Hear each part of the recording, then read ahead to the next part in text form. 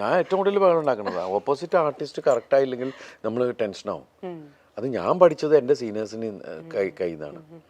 പമ്പിളിച്ചൻ്റെ കൂടെയോ ഇന്നസെൻ്റിൻ്റെ കൂടെയോ എൻ്റെ ഏത് ആർട്ടിസ്റ്റുകളാണെങ്കിലും കൂടെ നിൽക്കുമ്പോൾ അവരുടെ ടൈമിങ്ങിന് സാധനങ്ങൾ നമ്മൾ കൊടുത്തില്ലെങ്കിൽ ഉണ്ടല്ലോ അവർ നമുക്ക് അത് ടെൻഷൻ. തേമി ഞാൻ അവരൊപ്പം എത്താൻ പറ്റുമോ അതിനകത്ത് ഭയങ്കര ഗിവ് ആൻഡ് ടേക്ക് ഉണ്ട്. അപ്പോൾ അതിനകത്ത് എൻ്റെ മനസ്സിൽ ഞാൻ എന്താ ആഗ്രഹിച്ചു അത് ഞാൻ റാഫിയോട് വരുന്നു. റാഫ് ഭായി അത് കറക്റ്റായിട്ട് ആ സിനിമയിൽ വർക്കൗട്ട് ചെയ്യുന്നുണ്ട്. ഞാൻ തന്നെയാണ് ഏറ്റവും അധികം പറഞ്ഞത് എനിക്ക് ജോജുവിൻ്റെ ക്യാരക്ടർ ഇഷ്ടമായി. കാരണം വെച്ചാൽ അതിൽ നന്നായി പെർഫോം ചെയ്തു. അതിൽ ഓരോ ആൾക്കാരും സിദ്ദിഖ നമ്മൾ സിനിമ കാണുന്ന എല്ലാവരും സിദ്ദിഖ ഗംഭീരായി. നമുക്കെന്ന് വെച്ചിട്ടുണ്ടെങ്കിൽ സിദ്ദിഖൊക്കെ നമ്മൾ സിനിമയിൽ വരുന്നതിന് മുമ്പ് അവർ ഹീറോ ആയിട്ട് കളിച്ച ആൾക്കാരാ. ഇന്നിപ്പോൾ നമുക്ക് എന്താ പ്രോബ്ലം എന്ന് വെച്ചിട്ടുണ്ടെങ്കിൽ കോമഡി ചെയ്യുന്ന ആളുകളില്ലാത്തൊരവസ്ഥയിലാണ് നിൽക്കുന്നത്. നമ്മൾ ലെജൻസുകളൊക്കെ പോയി.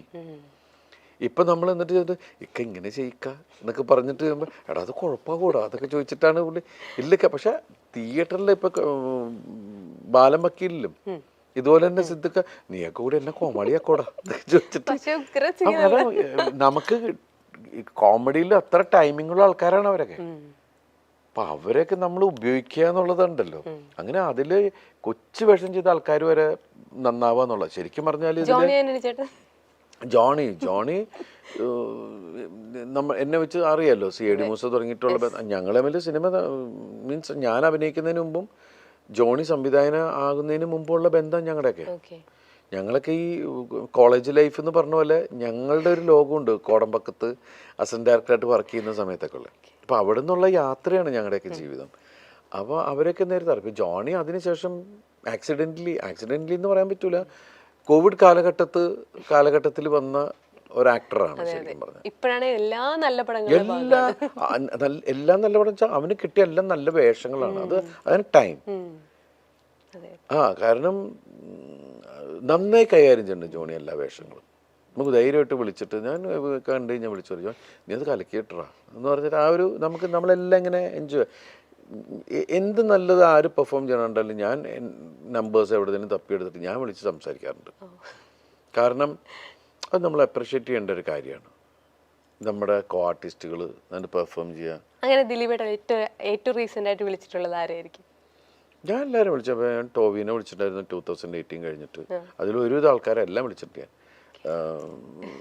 ഇത് ജൂഡ് പിന്നെ ഉണ്ണി മലയപ്പുറം ഞാൻ കാണുന്ന പടങ്ങളിലെ ആൾക്കാർ എനിക്ക് ആരൊക്കെ നന്നായിട്ട് പെർഫോം ചെയ്തിട്ടുണ്ടോ അപ്പം കണ്ടപ്പോഴാണ് ഞാൻ അലൻസിയറായിട്ട് ഇങ്ങനെ നോക്കിയിരുന്നത്. കാരണം ഭയങ്കര ഒരു കട്ടിൽ കിടന്നിട്ടാണ് പെർഫോം ചെയ്യണത്. അത് എത്ര തരത്തിലാണ് പുള്ളി അയാളുടെ ഇമോഷനും അയാളുടെ ഫ്രസ്ട്രേഷനും എല്ലാം കളിച്ചിട്ട് അയാളുടെ എന്താ പറയുക സാഡിസവും എല്ലാം. ഞാൻ പറഞ്ഞു നിങ്ങളൊരു വേറെ ലെവലാണ് കേട്ടോ എന്ന് പറഞ്ഞിട്ട്. അതുപോലെ പോൾ ചേച്ചി, അനന്യ, സണ്ണി എല്ലാവരും പിന്നെ പുതിയതായിട്ടൊരു കുട്ടി വന്നത്. അപ്പം ഏത് സിനിമ എടുക്കുമ്പോഴും ആ സിനിമയിൽ എനിക്ക് രസമായിട്ട് തോന്നിയിട്ടുണ്ടെങ്കിൽ ഞാൻ വിളിച്ച് പറയാറുണ്ട്. ഇപ്പം നമ്മൾ ഒരുപാട് കണ്ടിട്ടുള്ള ഇപ്പം 2 കൺട്രീസ് ഇഷ്ടം അങ്ങനത്തെ ഓരോ സിനിമകൾ ഇപ്പം ഞങ്ങളൊക്കെ കാണുമ്പോൾ ഞങ്ങൾ വീണ്ടും അത് കാണുന്നു, ദിലീപേട്ടനെ കാണുന്നു, ചിരിക്കുന്നു. അങ്ങനെ ദിലീപേട്ടനെ ഏറ്റവും കൂടുതൽ ആസ്വദിച്ചിട്ടുള്ള കോമഡികൾ തന്നിട്ടുള്ളത് ആരാണ്? അയ്യോ അങ്ങനെ ചിന്തിച്ചു കഴിഞ്ഞാൽ ഈ കാലഘട്ടത്തിൻ്റെ ഇടയിൽ ഇത്രയും നാളുകൾക്കിടയിൽ എനിക്ക് ഒരുപാട് കഥാപാത്രങ്ങൾ തന്നിട്ടുണ്ട്. അത് എൻ്റെ സംവിധായകർ എൻ്റെ തിരക്കഥാകൃത്തുക്കൾ തന്നെയാണ്. അതിൽ ഏറ്റവും കൂടുതൽ സിനിമകൾ ചെയ്തിരിക്കുന്നത് ഈ പറയുന്ന പോലെ CBK Thomas, Udayakrishna CBK Thomas കൂട്ടുകെട്ടിൽ, റാഫി മെക്കാട്ടിൻ കൂട്ടുകെട്ടിൽ, റാഫി ബായുടെ കൂടെ, ബെന്നിപ്പി നായരമ്പലം അവരുടെ സിനിമകളാണ് കൂടുതൽ. പിന്നെ എനിക്ക് ലോയി സാറിൻ്റെ സിനിമകൾ വളരെ കുറച്ച് കിട്ടിയിട്ടുള്ളൂ. പക്ഷെ എല്ലാം എടുത്തു പറയേണ്ട കഥാപാത്രങ്ങളാണ്. പിന്നെ ഫാസ്റ്റ് സാറിൻ്റെ സിനിമയിൽ അഭിനയിക്കാൻ ചാൻസ് കിട്ടി.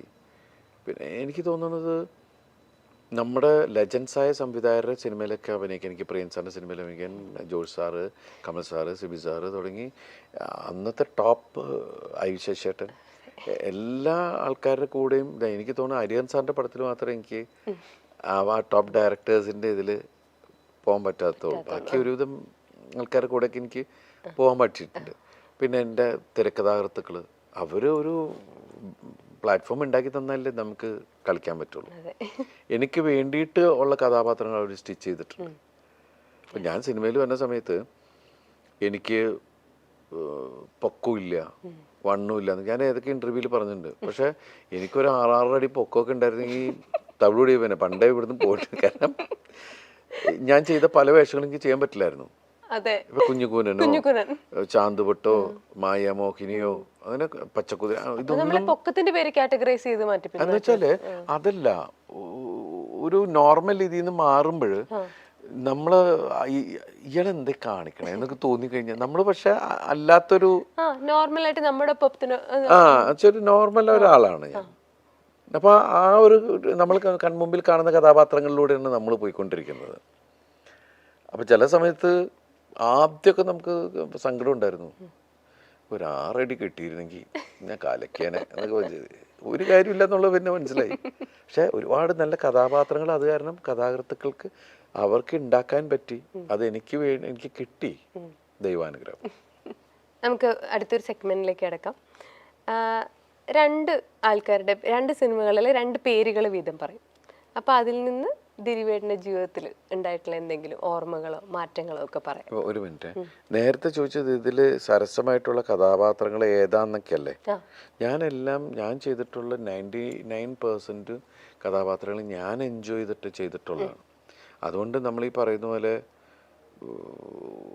മാതാപിതാക്കളോടൊക്കെയാണ് ഇതിൽ ഏത് മക്കളെ നിങ്ങൾക്ക് ഇഷ്ടം ചോദിക്കണ പോലത്തെ ഒരു അവസ്ഥയുണ്ട്. എല്ലാം ഞാൻ ഇഷ്ടപ്പെട്ട് ചെയ്തിട്ടുള്ളതാണ്. ഞാൻ എപ്പോഴും അങ്ങനെ എന്നെ ചിരിപ്പിക്കാൻ പറ്റണം മറ്റാൾക്ക്, എന്നാലേ എനിക്ക് വേറെ ആളെ ചിരിപ്പിക്കാൻ പറ്റുള്ളൂ.